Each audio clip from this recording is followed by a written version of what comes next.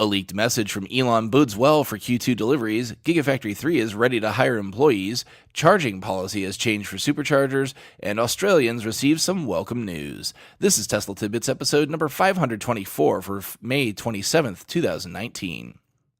This show is sponsored by my supporter Richard. If you're in the market for a Model S, X, or 3, please consider using his referral code. Ask your salesperson to use code Richard174 or go direct to the web link ts.la/Richard174 and pick up a 5,000-mile supercharging credit for your new vehicle. We start things off this week, courtesy of Teslarati, with a leaked email from the head cheese himself. It seems Elon is in confidence mode, as he believes the company is about to set yet another delivery record. The email was brief, saying, quote, "As of yesterday, we had over 50,000 net new orders for this quarter. Based on current trends, we have a good chance of exceeding the record 90,700 deliveries of Q4 last year, and making this the highest deliveries/sales quarter in Tesla history. In order to achieve this, we need sustained output of 1,000 Model 3s per day. Almost all parts of the Model 3 production system have exceeded 1,000 units on multiple days, congratulations, and we've averaged about 900 per day this week, so we're only about 10% away from 7,000 per week. If we rally hard, we can do it. Thanks for your great work, Elon." End quote.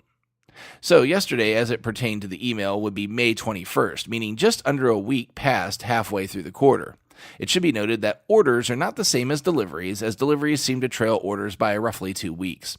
But if the order queue is truly that deep, they're already working on plenty of other orders anyhow. With that order backlog, and with the assumption that they've delivered at least 45,000 vehicles in the first half of the quarter, Elon is certainly well backed in his goal.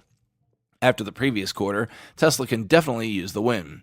With the Model S and X lines back up and running after being retooled for the drivetrain and suspension upgrades, the standard range Model 3 finally being available, and let's also not forget the 10,000 vehicles that were in transit at the end of Q1 giving them a head start for this quarter, it certainly seems that they should be able to get the job done.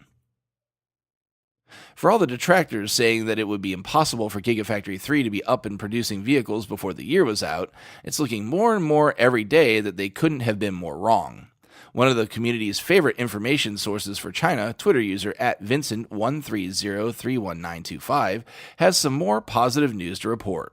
He managed to find a posting for a job fair to be held on May 29th. From his tweet, quote, "Update about Tesla GF3 hiring. Chinese media. Tesla Shanghai Gigafactory 3 will open a special job fair on May 29th involving 25 positions in 6 departments, including press shop, welding shop, painting shop, assembly shop, facility operation, and logistics department." End quote. While the number seems a bit small, the factory is still very much in the early stages of its life, still needing interior structure as well as equipment for employees to use. However, it could be that these folks will be the ones training the employees to come later in the year. Amazing to see the progress since January at groundbreaking, when many, including myself, thought the initial structure would be a tent until the permanent structure could be completed. This is one of those situations where I am happy to have been so wrong. Congratulations to Tesla and the construction team in China. We scoot over to Electrek for a change in the supercharger policy that will affect some owners in high-traffic areas. Electrek managed to get a hold of a memo sent to employees that said, quote, "Today we released a new supercharger feature that will limit owners' state of charge to 80% at select high-traffic sites," end quote. The memo went on to specify that, quote, 80% SOC limit will be enforced 24/7 at all impacted sites. Please note, some sites will have 80% SOC limits enforced on a permanent basis, while others will be only enforced on national holidays and to accommodate large regional events, e.g. Coachella, end quote. Tesla says that combining this measure along with the recent updates will have a significant impact in throughput. Quote, "When combined with the recently released on-route battery warm-up feature and V2 supercharger upgrades to 150 kilowatts, we expect 80% SOC limit enforcement to result in a 34% improvement in throughput at our busiest supercharging locations, creating a better, more efficient supercharging experience for our owners," end quote. This is unfortunate, as there are certainly times as an owner where you're completely justified in looking for a 90% charge, and for me personally, in a very specific case, even 100%. I get what they're doing and why, but I agree with Electrek in their take on this at the end of the article that this policy should only apply when the station is fully utilized.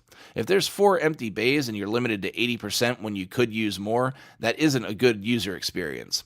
hoping this can be modified to take station utilization into account. I end the show with some great news for my Aussie listeners, courtesy of Clean Technica.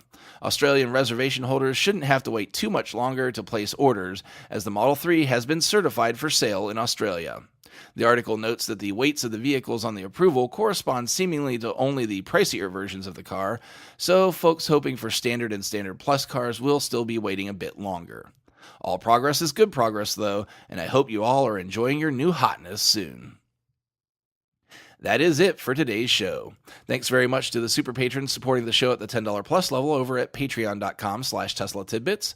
They are Drew Schuyler, John Waller, Ryan Scarborough, Lee Sweet, William Henry Crew III, Dorian Steve Guberman, Bruno Kundichi, Joey Boots, Ralph and Cheryl Waterhouse, Adam Raymer Brown, Megawatt Photovoltaic Development, Todd Sullivan, Robert Healy, Mitch Long, Zortec LED Canada, Morven Ogg, Blake Thompson, Raymond and Deborah Malkowitz, T Sportline, Michael Pastroni, Travis and Cheyenne Rush, Cookie UK, Chris Hovis, Craig Murphy, Vicky Kirk, Ricky Johnston, Bien Concepcion, Nathan Garza, Paul Gona, and Ed Patterman. If you have feedback for me, the best way to be heard is to tweet at Tesla Tidbits and use the hashtag AskTeslaTidbits if you'd like your question to be considered for the show. With today's show releasing on Memorial Day here in the U.S., I'd be remiss if I didn't thank all of my veterans in the audience and the families of veterans in the audience. My utmost respect to all of you who've lost friends and family in the line of duty, and my sincerest thanks as well. That sacrifice will not be forgotten by a grateful country. I'll see you all back here again on Wednesday. Until then, keep it charged and hit the road.